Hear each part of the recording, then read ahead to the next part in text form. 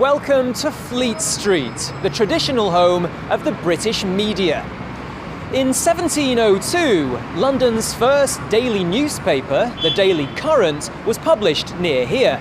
And for almost 300 years, this busy area was the centre of the UK's newspaper industry. By the 20th century, most of the country's major media organisations had their headquarters here. This building was the home of the Daily Telegraph. This was the Daily Express. And this was the head office of the international press agency Reuters. The Sun, the News of the World, and the Times were all nearby. But there are very few newspaper organisations around here now.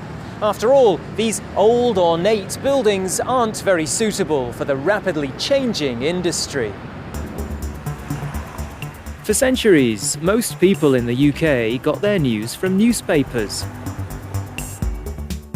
At the industry's height, popular tabloid newspapers like The Sun and the Daily Mirror had a circulation of around 4 million.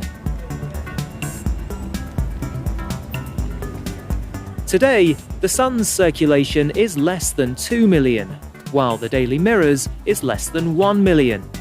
Why? Because many people don't read newspapers. They get their news online instead. Millions of people across the world read news websites, and they have huge global circulations. Yahoo News, the world's most read news website, has an incredible 175 million readers a month. And now social media sites are changing everything. Sites like Facebook, Twitter, and LinkedIn don't produce news, but people often read and share news stories on their sites.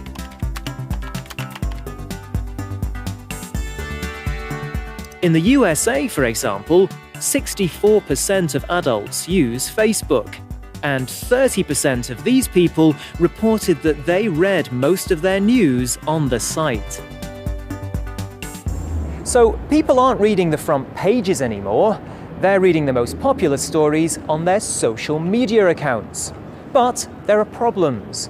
Many social media users aren't journalists, and some of these stories aren't news at all. But social media is so popular that newspapers report on what they say. It's a vicious circle where newspapers report stories, these stories are shared and exaggerated online, and then other newspapers report from social media. Look at this headline, for example. Ghost ship carrying cannibal rats heading for Britain. Sounds terrifying, but the story was hugely overstated. The ship never came near British soil, and there was no proof of rats being on board, certainly not cannibal rats. So, where did this story come from? On the 21st of October 2013, the Irish Independent reported that an old Yugoslavian ship called the Lyubov Orlova had become loose and had gotten lost in the Atlantic Ocean. In the story, the Irish Coast Guard director told the newspaper that the boat had been beside the harbour, so he assumed there were rats on board. A few months later, The Sun picked up the story. They interviewed a Belgian salvage dealer who wanted to find the ship to make money. He claimed there would be lots of rats, and that rats ate each other. Rats became cannibal rats, and the story was soon all over the internet. The ship even got a Facebook page and Twitter account. Many major newspapers reported this cannibal rat story, but in the end had to admit that very little happened. We'll never know if any rats were on board, but if there were, they probably weren't cannibal rats. In one story, an animal expert pointed out that rats are as likely to eat one another as humans are. The empty ship drifted around the ocean before disappearing, probably sinking somewhere in the middle of the Atlantic.